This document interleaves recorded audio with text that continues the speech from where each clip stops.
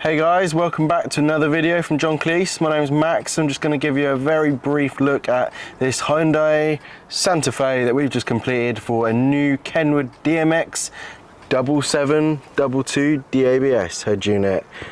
This head unit brings wireless Apple CarPlay, Android Auto, DAB. It's got a very nice flush tablet looking design, which in this flush fit fascia, which is perfectly designed for this Santa Fe, it looks fantastic.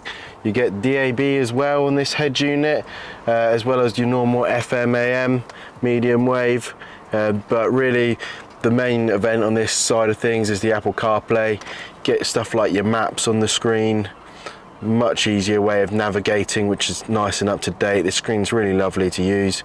You've got Google Maps options as well as Waze, even Sigic, but also you've got apps like Spotify, Amazon Music, Tidal. They're all some of your music streaming apps. You can get your favorite playlists, collections, scroll through all your favorite songs inside there. The best way that most people want to be listening to their music. Screen looks great. We've integrated into the steering wheel control buttons, so they work as well. But also we've done something a little bit extra on this as well as the head unit.